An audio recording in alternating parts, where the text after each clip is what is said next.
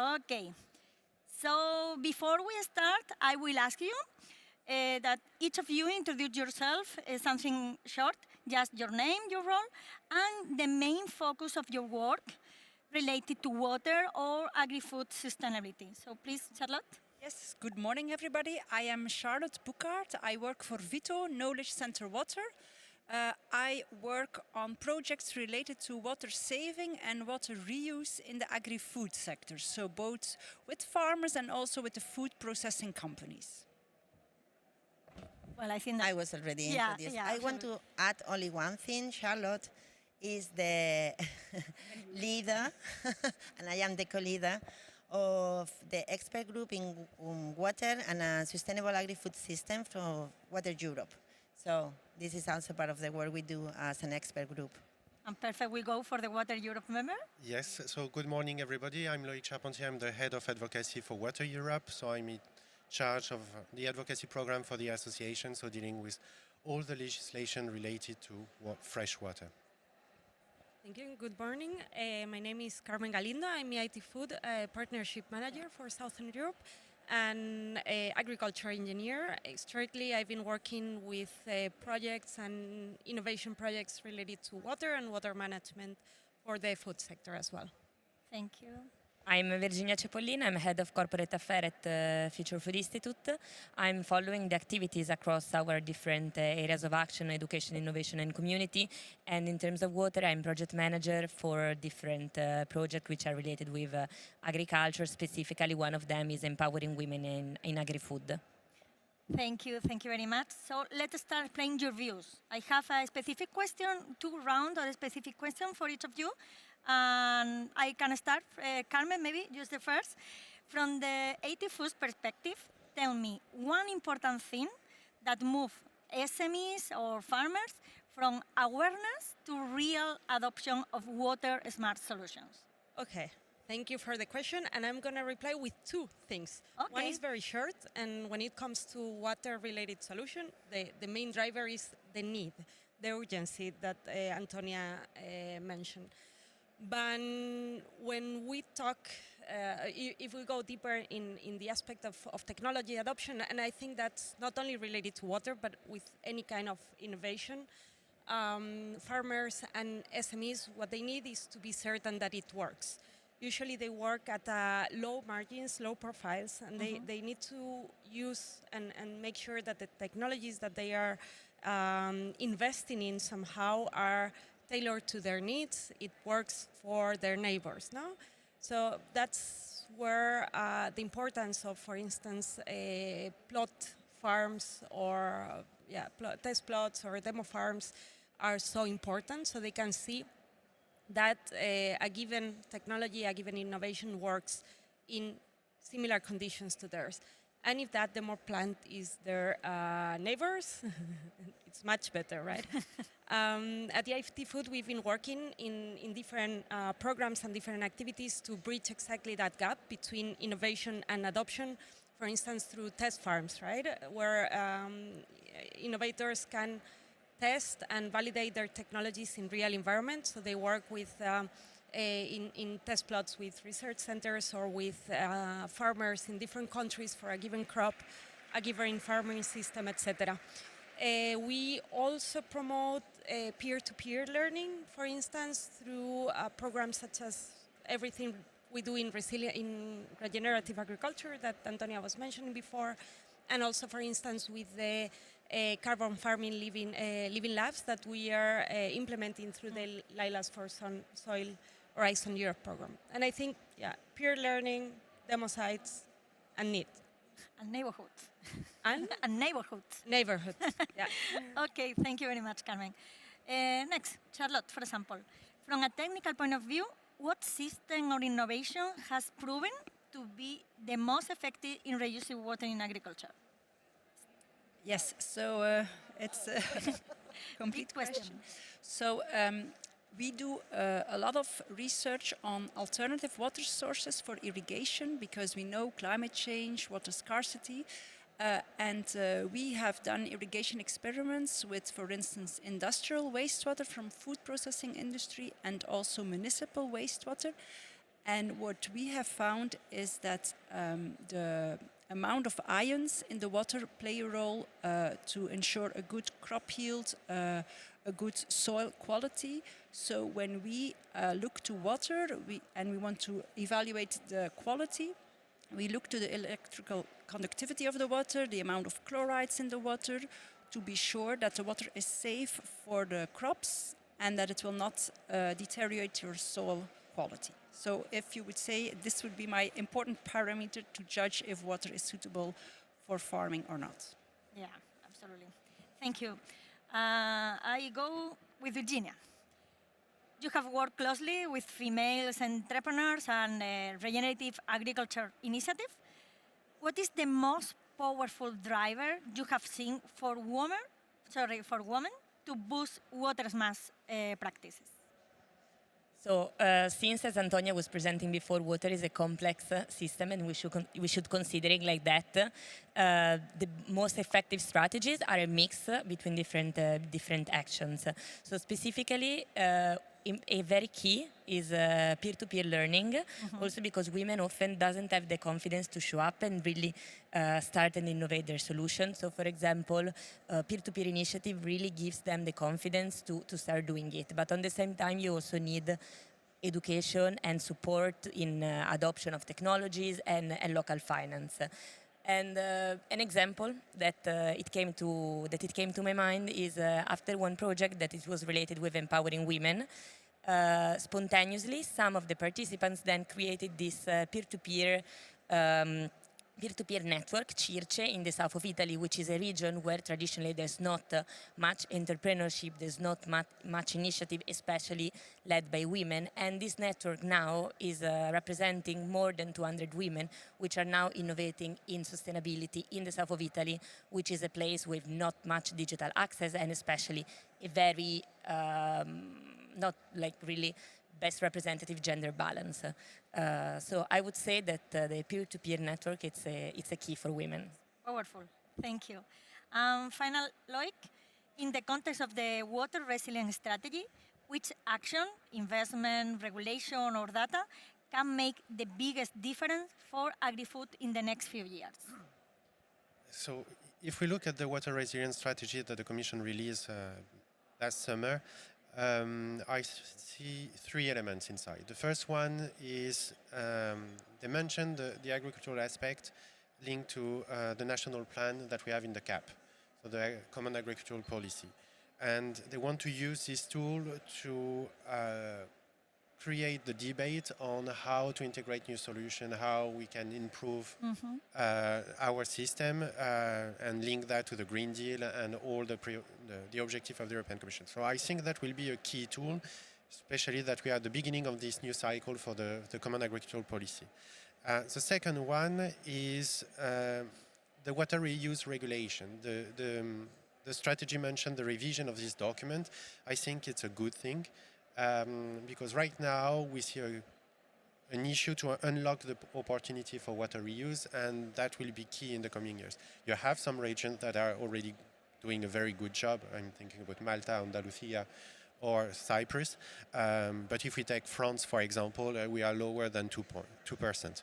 So we have here a huge opportunity to leverage.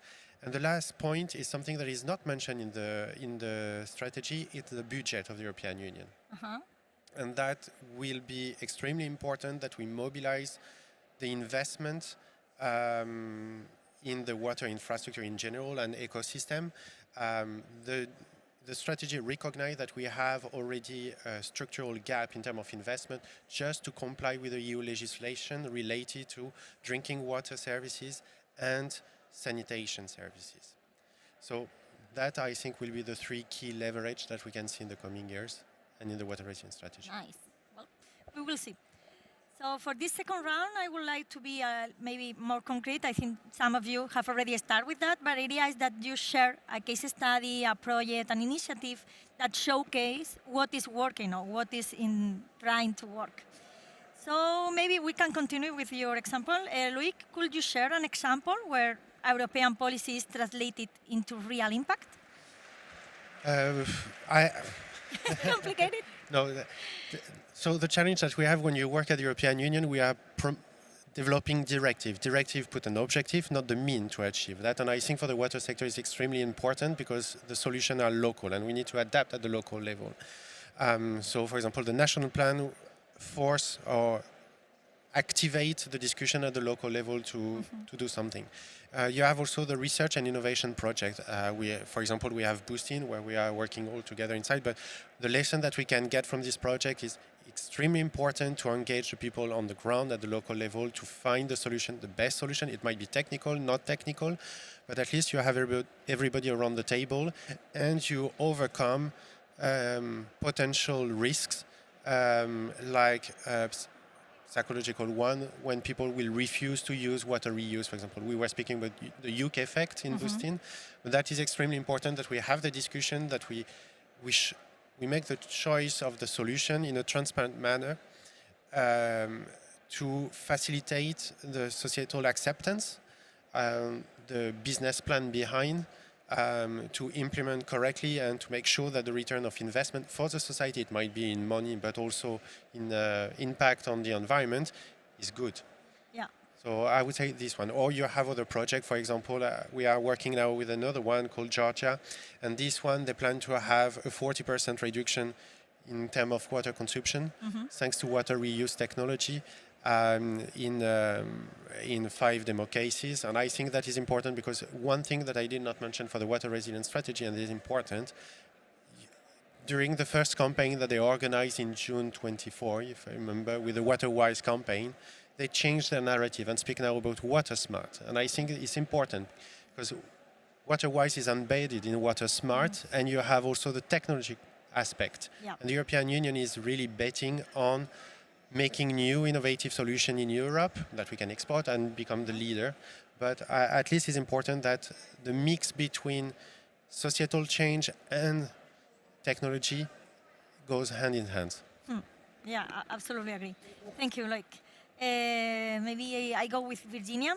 Can you share an example? I think that you already done, but I don't know, something where women's leadership made a clear difference? Yes. One example that I always I really like is one of the participants of the Empowering Women in Agri-Food program from last year. Empowering Women in Agri-Food, it's a program delivered by EIT Food and organized in 12 European states to empower women to create startup in the agri-food system. And as Future Food Institute, we are the implementer in Italy. One of the participants from last year, Antonia Lorenzo, she founded Alma Serum. Alma Serum is a company which reuse the 100% of the water from the dairy factory, from the production of dairy, and she extracts the serum, which is mainly the 2% of the leftover, and she sells the serum for the cosmetical companies and the pharmaceutical companies, and she's able, through a patented technology that she patented, to reuse the 100% of the water. So the same water goes inside the system, or it can be used for irrigation. It's still rich in minerals, but is without the serum. And this means almost 400 million of liters each year, which are saved from water. And at the same time, also the serum, there are companies like the cosmetics one, which are buying and are using resources to produce serum, they can take the leftover from the dairy production. So I think this is a great example of female leadership. It's circularity, it's gender, it's really, really nice. Go, for example, Charlotte, from your experience, what project or solution has shown a real result in improving water management? Well, let me give you an example from Belgium in Flanders. In 2011, I was contacted by a vegetable processing company who produces a lot of wastewater, which is discharged in the ditch adjacent to the site. And when it's dry, the farmers go to the ditch, they put a dam, and they take out the water to irrigate. So the company said, can we not build something sustainable that we can deliver the water to the farmers directly instead of having farmers queuing around? So in the end, we did a feasibility study and we looked for funding, and thanks to financial means of Europe, but also national and provincial means, we were able to construct a big buffer basin is 150,000 cubic meters of treated wastewater that is stored in the buffer basin. And we also build an irrigation network spread over 500 hectares. So today 50 farmers are using or reusing industrial wastewater for irrigation. And after the project, we did a survey to the farmers to ask, how do you feel now about it, now that the project is there? And they said, we have a bigger yield because we have always water available and we can give water more often, lower amounts of water, but more often, so the plant has time to grow.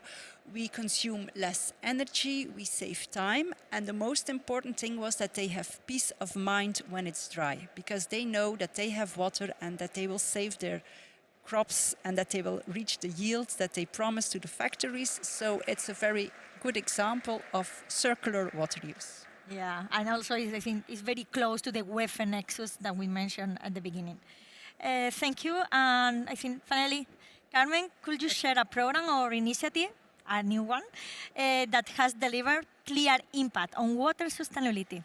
Okay, so I've mentioned already a few programs before, but when it comes to water, and I'm sorry, it's been a while already, but I need to go back to the water scarcity program, which was an initiative that we ran a few years ago, and it was specifically focusing on supporting water innovation, water management systems, etc., and took into consideration also a cross-sectoral approach. So we were working with startups, SMEs, solution providers that were coming from different sectors, from the utilities, industries, farm management, water management, to real end users. So through the years, we supported around 80 startups, and the clear added value, especially the last years, was that these startups were talking and sitting in the table with the end users. So they had the chance to talk with the water utility, talk to the farmer, to co-develop and to see how the solution could actually fit their needs. So it was an open dialogue in that sense. If I come to one specific example, I will highlight, for instance, one Spanish startup from Malaga, Agroanalytics. They were developing a smart, some sort of smart irrigation solution. It was a little bit more complex than that. They worked together and they were matched with Sanlúcar fruit, which is a big fruit production company. They did a pilot in southern Spain. And while that year water saving were not so high, they were targeting 30-40% of water saving over the year. That year it was very difficult in terms of excess of water, so they didn't have that need that year. But still, they still managed to have around 10-50% of improvement in resource efficiency, not only water. And what was more important, they gained trust in each other. And they've learned a lot from the data gathered on how they were using the water. And what is more important, the time that it was gained, they built trust and they continued their collaboration. And the same happened to similar pilots that year and the year before. So out of the 8 pilots in those years, I believe it was 6 of them that continue commercial relationship after the testing. So we de-risked the testing phase. We gave them time without lower economical risk to build that trust and scale solution. Nice. It was very, very nice project. Okay, so now I would like that all together we discuss about inclusion. And I mean in a broadly meaning. I see gender, but also farmer, youth, a small initiative, and small innovator. So this is the same question for all of you, and also, Antonia, if you want, you can participate here. The idea is how can inclusion make a real difference in practice, right? No, not just in paper. So maybe, I don't know who. Carmen, do you want to start? Yeah, in fact, it can be very much aligned with what I just mentioned, and it relates also to what Antonia said before, no? So including, she was talking about women, I will go a step further. I will say farmers and end users in the decision making, because as institutions, also as developers, innovators, we often are the savers, and we bring solutions to the end users without including them in the development process or without fully understanding what their needs are. So in the case of farming or SMEs, I will say that as institutions we should stop looking or using this paternalizing view and include them in the decision-making process. That was a discussion that came out yesterday also during a biotech workshop. Yeah. We were talking on how to promote or what were the challenges for farmers to adopt bio-based solutions. We were talking about biostimulants, biofertilizers, and sometimes they are not there in that process. So I would say that's one key, and that's something from EIT Food. We are working through different programs also from the EWA program that Virginia was mentioning before, in which, in this case, female are not mere recipients of innovation, but they are involved in the development, and they are the owners of the innovation. Oh, nice. Maybe you... Yeah, continue? I'm completely aligned. I was thinking about co-creation as a key starting point for inclusion. And specifically, again, I have an example. I'm sorry, I'm always quite concrete from the EVA program again, by chance. But I think this is quite interesting because we're talking a lot about regenerative agriculture, about smart farming and everything. But there's, of course, a big gap of accessibility for all the farmers. And one of the startups was proposing a platform to manage and drive transition for farmers, which is great, but she was not listening to the real need of accessibility, digital accessibility. And so during the program, she pivoted and completely changed her company, and now what she's selling is WhatsApp. On WhatsApp, the farmer using a very simple and easy tool, they can store all the data and they receive recommendations. So they have a very super easy interaction, which then is based on a super complex system of EI, recommendation and everything, driving more sustainable food system. And this change started because as a Future Food, we developed the prosperity thinking, which is an evolution of design thinking. And in everything we do, we always starting putting the human needs, but at the same time, the planet needs at the center. And we develop a series of tools which can be used by the people. And through one of these workshops and one of these sessions, she go back to the farmer. She decided to go back to the farmer, talk with them, testing with them, and then she ended up completely changing the product. Yeah. To make it more accessible for the farmer, listening to their needs. So I really like this approach from the very beginning, and also like try to be an open channel all the time. I don't know, for example, Charlotte? Yes, for all the projects we do, we work from the start together with all the stakeholders involved, which are often, of course, the farmers, but also the water providers, also governments, because we all need to be aligned. A mistake we make, I realized today, is that when you have a meeting with farmers, it's always the men who are there. And by doing so, and I know often the woman is the boss at home. Yeah. Let's be frank. So I think it's a good learning point. I have a meeting with the farmers next week. I think I will send them an email and I say, look, your wife is also invited to come because we need to discuss, we need to agree on pricing, on responsibilities and so on. So we try to be inclusive, but in the end we can still make some progress. And perhaps also something to add, in all the projects we really did infrastructure works, we have always set up an agricultural cooperation. So really a legal framework to also have the result that everybody has an equal voice. Mm-hmm. So it's not just about who has the most of the money and the most of the chairs. Everybody has an equal share and has an equal voice, which also helps to have a good balanced partnership. I really like it. Everyone can talk in the same level. Yes. Antonia, maybe? Yeah, so I mean, I support everything you have already said.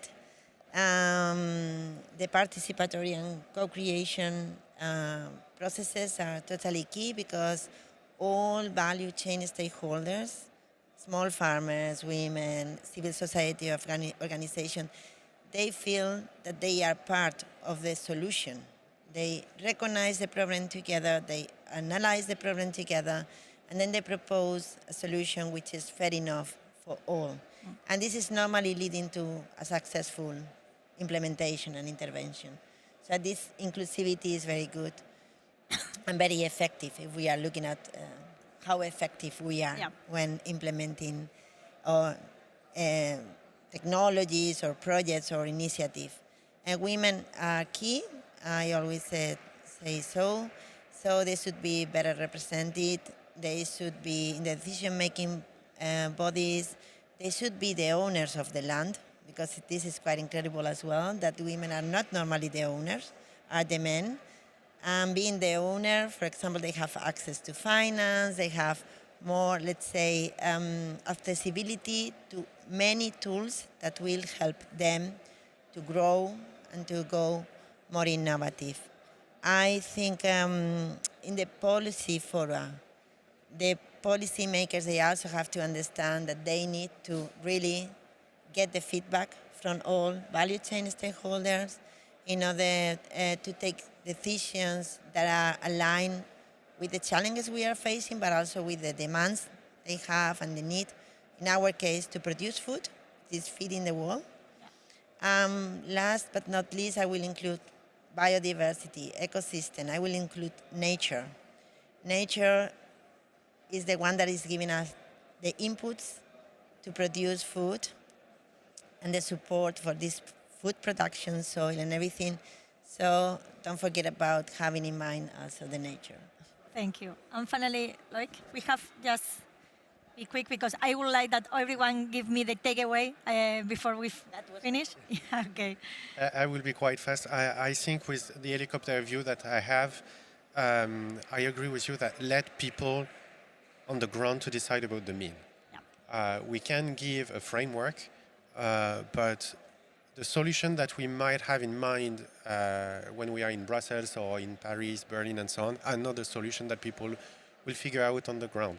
And a good case for that is between Bulgaria and Greece, for example, you had an issue and a lot of frustration on the implementation of the Water Framework Directive and CAPS aspect and the energy efficient and the energy framework, I would say.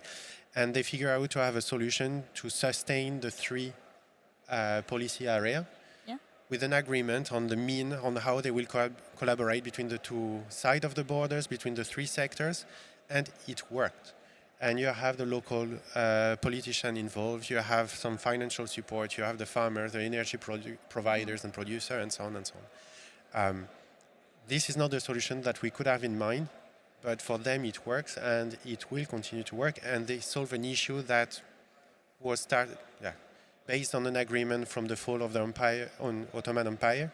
So I think if they can solve a big issue that normally we need a parliament, we need a national budget and so on, fine, let's do it. So let the people show the mean to reach the objective. Oh, very nice.